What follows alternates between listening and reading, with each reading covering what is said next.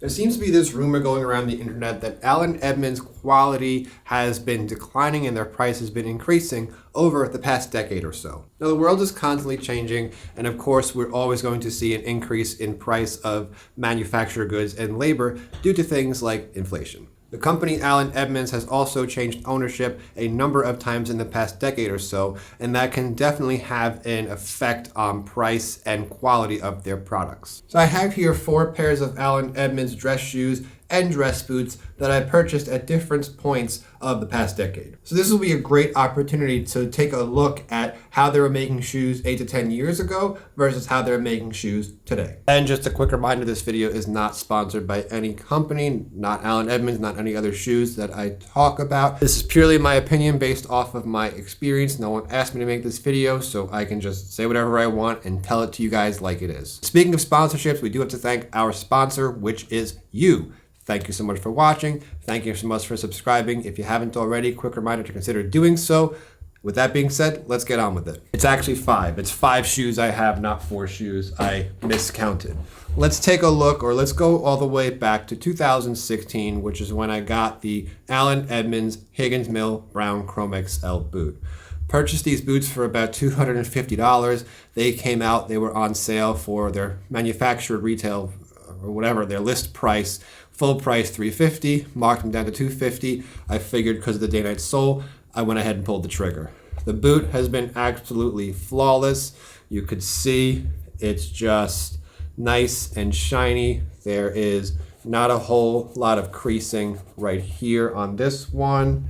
Where is the other one? The other one's right here. This is the right side boot, the right foot boot. A little bit more creasing, but both my feet are shaped slightly different, so of course we have to expect things like that. There's that heel, there's sole. These were resoled or reheeled twice and had the full resole done. So I went through a full heel and a full resole. Overall, taking a look at the stitches, a little bit of something over there. This is where the stitch ends, it looks like right there. No problem there. Let's take a look at the other boot. Looks like I was kicking some stairs as I was walking up them, which is something that we all tend to do. Overall, boot is definitely high quality for even list price $350. These I've had for almost 9 years now. Like I said, resold once, so definitely worth it. In 2016, they were still making decent boots. Now, in 1996 or 1976, if they were around in 76, I wasn't even around in 76, would this have been a higher quality boot? Maybe. Definitely compared to the price. These probably would have only cost $100, $200 way back then. But of course, we have to take into account inflation. Back when gas was, let's say, $1 a gallon in the 1990s, people were making $32,000, and that was good money. Whereas now that gas is just under $3 a gallon, you have to make $100,000 to live the same way that you did back in 1990, making $30,000. These are just numbers I'm just pulling out of the air. This is just a big guesstimate, but that's how inflation works. It's what percentage of your income can you actually buy. So yes, these probably would have been cheaper, but that's not Allen Edmonds' fault. It's more just inflation, and I don't know who you blame for inflation. The government? Who knows? All right, moving right along to the Allen Edmonds Dalton wingtip dress boot. Purchased these boots around 2018 or 2019. I don't really remember, but I've had them with me for quite some time. Another boot, very, very high quality. I keep this one in shoe trees. Barely any creasing in the leather right here. Let's take a look at the left side. Creasing of the leather where the shoe actually bends. The reason why I'm talking about the creasing right here is I find that the cheaper the quality of the shoe is, the deeper and the more ugly those creases are going to look. It's going to look super deep. Show you an example from the Cole Haans, which are under $200. Look at the creasing right here. It's just not as elegant. It just makes the shoe look not as nice, and it's a lot harder to pass these off for nicer dress shoes, which they aren't nicer dress shoes, but that's something that I always look for. Rest of the boot, let's take a look. You could see it maintained its shine, no problem. There is no pulling of the, or there are no pulling of the eyelets right here on the left side. Creases are a little bit deeper on the right side, but that's just my right foot. No issues with the eyelets right there. The pull tabs, which I'm not a big fan of, no issues here either. I know people used to say that the pull tabs gave them issues. Soles were totally fine. I didn't like to wear leather soles, even though these are water-resistant leather soles in the wet weather that is. I did just go ahead and just got some self-adhesive stick-on sole protectors from Amazon. They cost $10 or $15. Amazon links below, by the way, and just added some crazy glue to the portions if they start to tear off. It definitely makes them a lot easier to walk when the ground is wet. No issues with the heels coming off either. Did I speak too soon? It looks like maybe there's a little bit of a gap right here.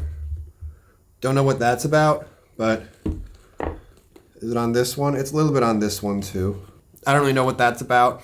Usually if there's a gap right here, same thing happened to my Higgins Mill on my first pair of heels. There was a gap. I wore them in the snow, and then I just walked the next day when they were dry, and walking actually hammered them back in. So that's a little bit concerning right here. These have been sitting more than when I've been using them, so not really too concerned, honestly. Maybe this gap will go away if I start to wear them. Quality of the leather. This is a calfskin leather, dark chili, and I wanted to show you something. There used to be a very, very nasty cut right here. At one time I was working in an office and I put my feet underneath the desk, and there was one of these file cabinets with a really sharp edge, and it went just cut this shoe like crazy right here. It happened to a couple of my other shoes that I had at the time and really destroyed the look of them. Take a look if you can see.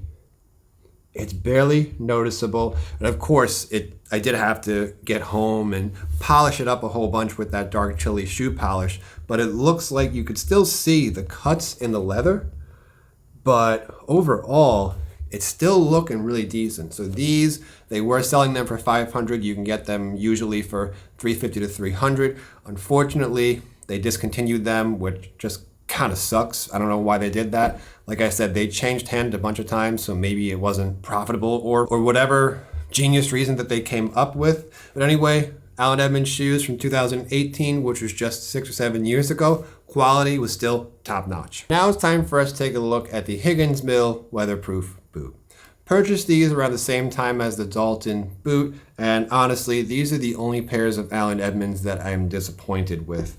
They were $350 on sale, I'm pretty sure. List price was $500, or list price is $500 right now. Just take a look at how much creasing is in the right boot. Look at all of the creasing over there. I mean, the leather quality here just doesn't look good at all. And look at all these scratches. This looks so much worse than the scratches that we saw on the calfskin leather of the Daltons. I mean, check it out. Let me show you. This one has some nasty scratches. You can barely see them. This one, a couple of light scratches just from walking around. And again, the quality doesn't seem to be here when it comes to the weatherproof model. And it's just such a shame that the weatherproof model seemed to replace the standard model, which is right over here. And if we take a look at the difference in the creasing, I mean, this one looks miles better than the weatherproof one. The weatherproof one just looks super wrinkly, and it's not really something that I'm very happy with. As far as the rest of the shoe, the welt looks pretty decent. The day-night sole still wearing like iron. We're always going to see quality when they use a traditional day-night sole, that is. We have a loose stitch over here. I honestly don't care about a loose stitch or when it comes to little imperfections. These are handmade products. Whatever. If you want something that's made out of a machine, go get a cheaper pair of shoes that's made in a machine made, not actually stitched by a human being. Yeah, we have a couple of more loose stitches right over here, so maybe they did skimp on the quality control. You know, when I talk about I don't care about loose stitching, I don't mean that I expect to see loose stitching all over the place for a pair of boots that's going to sell at $500. But these I'm pretty disappointed in. I don't really wear them unless it's raining, but Even that, I have some better options like my Thursday Captains, which are a lot more comfortable, and their quality matches the price point, whereas this does not even, I wouldn't even pay $300 for these, honestly. Just my honest opinion. I know that Chrome XL leather, sometimes there's different highs, and I've heard people saying that with the original Chrome XL way back in 2016 when they first came out with the Higgins Mill boot, that some of them, it just wasn't there. Also, comfort of these, there doesn't seem to be as much cushioning in these as there were in the original Higgins Mill. So these, a big thumbs down from Allen Edmonds. They definitely seem to skimp on the quality on these. It's very unfortunate, but hey, I'm going to tell it like it is. I'm not happy with these. Now for a more positive note, we're going to talk about the McAllister Wingtip Oxford in dark chili. This is, or was, or still is, my favorite shoe that they actually make. I just really like that heavily brogued wingtip design. It really appeals to me. Now I should mention I've had a couple of pairs of these over the years. I first bought them in a pair called Bourbon way back in 2016, which I didn't like it. It almost looked like a green brown. Then I got them in walnut that I wore for a little while, but I didn't like the walnuts. They were just too bright. Then I tried them in dark chili, and I wore the dark chilies for a while. We're talking around 2017, 2018. And then I decided I didn't want the leather sole version. I wanted the day-night sole. So I paid more money for the day-night sole version of the McAllisters, got rid of my leather sole version of McAllisters, but I didn't like the day-night sole ones because the leather was too stiff on them and they were hurting up here. So then I got rid of the day-night sole ones and went back to the leather sole ones. So these I bought around 2021-ish. Somewhere around there, 2021 to 2022. So while I have had a pair of McAllisters in my wardrobe pretty much since I knew about Allen Edmonds, these were more of a recent purchase, even though they're like the original shoe that I liked and the original one that I bought from Allen Edmonds. And let's take a look at the shoe, just take a look at the welt. Overall, it looks really good. No separations on the heel that I can see. Not a lot of loose stitching. Again, the leather outsole, I put on my do-it-yourself glue-on sole protectors and just cut them to size. You could see it's, not perfect, but whatever, it works for me. As far as the loose stitching we were talking about on the weatherproof Higgins Mill, I don't see any loose stitching. You could see I did have some scrapes in the leather right here. This handles the scrapes really well. That calfskin leather, similar to the Daltons we talked about, that calfskin leather seems to be very, very durable. More durable than the Chrome XL, which Chrome XL is supposed to be more casual, but whatever. Not the biggest fan of Chrome XL anymore for nicer shoes. Instead of just yapping nonstop, let me just show you the shoe and make sure you could see everything about it. Not a lot of wrinkles. That's the right one. Let's take a look at the left one right here. No issues in the toe box. Nice shine to them.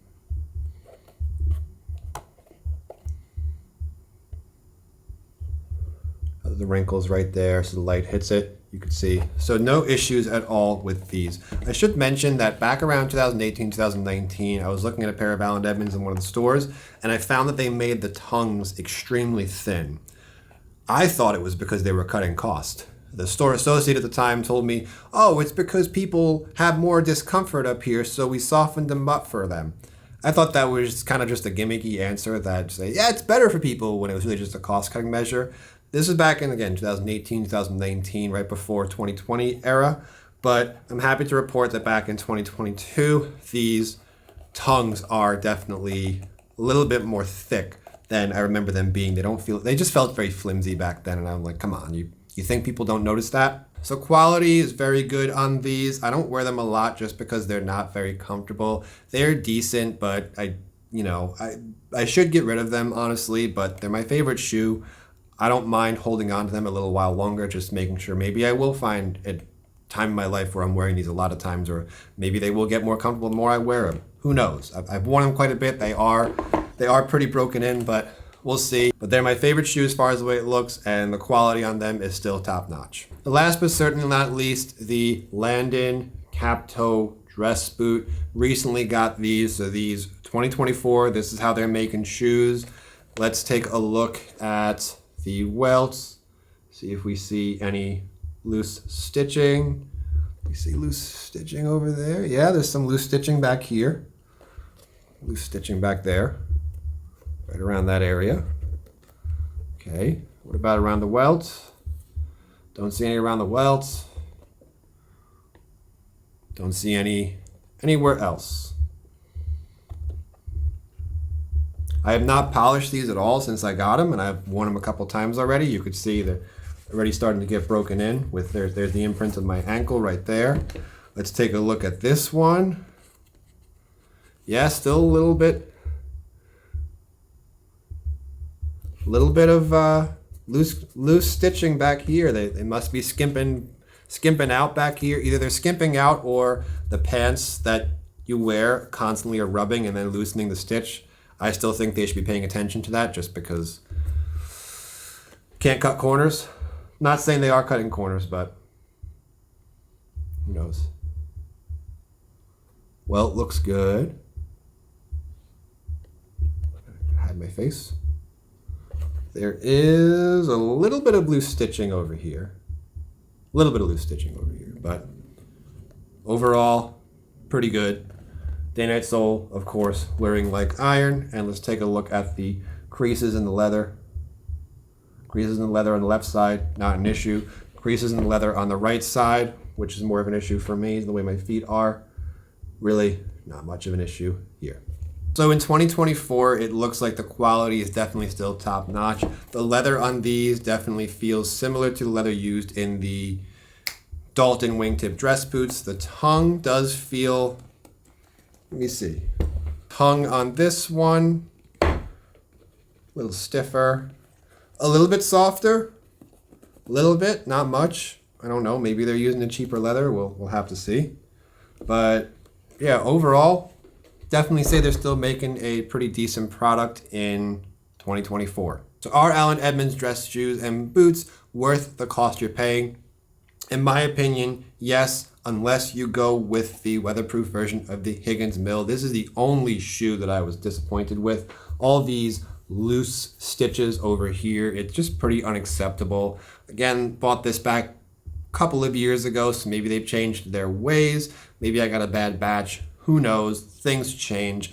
But overall, not really satisfied with this one. But when we take a look at the newer pairs that I have, such as the McAllister from 2 or 3 years ago, and the Dalton, not the Dalton, the Landon captoe boot from this year, yeah, the quality is still there. You're still getting a very well-made shoe. And now when it comes to price, of course, they're going to be more expensive than they were 3 to 5 years ago. We deal with things like crazy surging prices because of supply issues and higher demand. We also deal with things like hyperinflation. Thankfully, it looks like we're kind of getting away with that, but we'll have to see. We never know what the future holds.